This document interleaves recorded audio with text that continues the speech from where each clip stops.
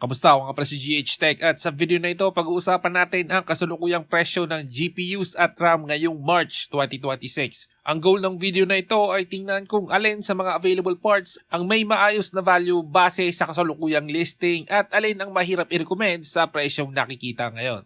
That said, ano bang hinihintay natin? Let's do this!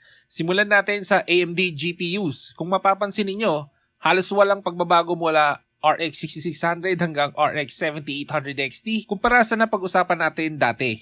Ang RX 6600 ay halos wala ng brand new listings at karamihan ng makikita ay used units na mataas ang presyo. Kaya hindi na ito practical option. Ang RX 7600 naman ay may ilang pang listing sa Lazada pero sa kasalukuyang presyo mahirap siyang i-recommend. Pagdating sa RX 7700 XT at RX 7800 XT, halos wala na ring brand new stock na makikita kaya hindi na sila realistic option para sa bagong builds. Ngayon, pagdating naman sa RX 9060 XT, may dalawang variant, 8GB at 16GB.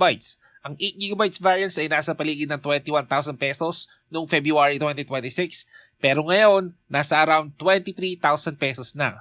Samantala, ang 16GB variant ay nasa paligid ng 25,000 pesos dati noong February. Sa ngayon, nasa around 28,550 pesos na. So, hayon, yung 8GB na variant, hindi praktikal katulad ng dati. Kung gagastos ka din naman ng 20,000 pataas, mas mabuti ng mas may sense na ang kunin mo ay yung 16GB variant. Ang RX 9060 XT, 16GB ay nasa around 28,550 pesos ngayon. Medyo tumaas ang presyo kumpara dati pero sa kasalukuyang option sa market, isa pa rin ito sa mas balanced na choices sa mid-range.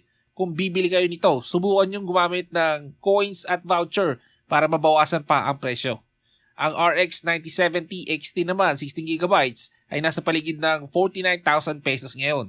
Bahagya siyang bumaba mula sa dating 50,000 pesos. Pero kahit may konting pagbaba, mahirap pa rin siyang i-justify sa presyo na gustong ibenta ng mga shop ngayon. Sa Intel side, nandyan ang Arc B580 12GB na nasa paligid ng 20,000 pesos. Nakita ko na ito dati na nasa 15,000 pesos pero sa kasalukuyang presyo medyo mataas na siya. Medyo mahirap pa rin siyang i-recommend katulad ng February 2026. Ngayon, punta naman tayo sa Nvidia side. May bagong entry sa monthly check natin ngayon. Ito ang RTX 3050 8GB. May mga pagkakataon na makikita ito sa paligid ng 11,500 pesos. At sa kasalukuyang estado ng graphics card market, maituturing na itong acceptable deal kung makikita nyo sa presyong iyon. Move on naman tayo sa RTX 3060 12GB na ang presyo ay nasa 18,300 pesos. Na halos 2,000 pesos na mas mahal kumpara sa mga nakaraang buwan. Dahil sa pagtaas ng presyo, hindi ko alam kung re-recommend ko to o ano, pero hindi na rin siya masama kung gusto mo siya. Wala tayong magagawa, walang lumalabas na bagong GPU. And speak of the devil, bagong GPU, RTX 5050 8GB single fan variant ay nasa paligid ng 18,000 pesos. Sa presyong yan, mahirap yang i-recommend lalo na kung ikukumpara sa ibang option sa market. Ngayon, ang RTX 5060 8GB na dual fan ay nasa paligid ng 22,500 pesos noong February 2026. Pero ngayon, nasa around 24,000 pesos na. Bukod sa 8GB lang ang VRAM, tumaas pa ang presyo kaya mas lalo siyang naging mahirap i-recommend. Ang RTX 5060 Ti 16GB naman ay nasa paligid ng 31,500 pesos noong February. Pero ngayon, nasa around 34,000 pesos na ang pinakamurang nakita ko.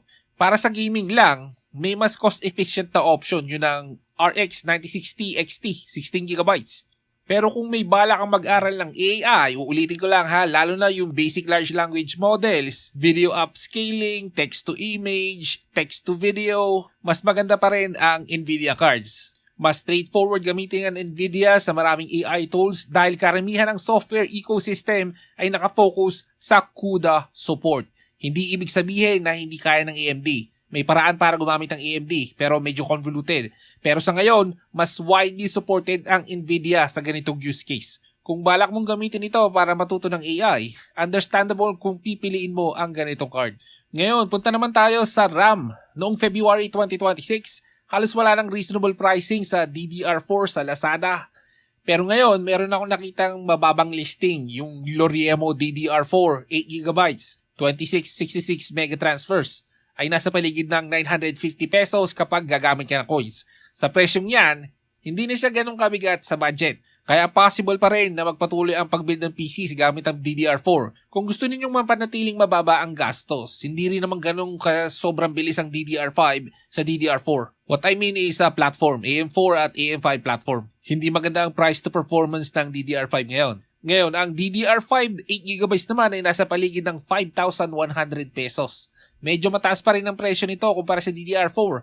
Pero kung DDR5 platform ang ginagamit ninyo, yun ang kasalukuyang presyo na makikita sa market. Wala kang choice. So ayan, mabilis na summary lang. Sa AMD side, kung bibili ka ng GPU, ang RX 9060 XT 16GB pa rin ang isa sa mas practical na option sa mid-range kahit tumaas ang presyo. Sa Nvidia side, may pagkakataon na magiging acceptable ang deal ng RTX 3050 kung makikita sa paligid ng 11,500 pesos. Kasi gagamitan mo pa ng voucher coins yun, so maaring mapababa mo pa yun sa 10,000 pesos.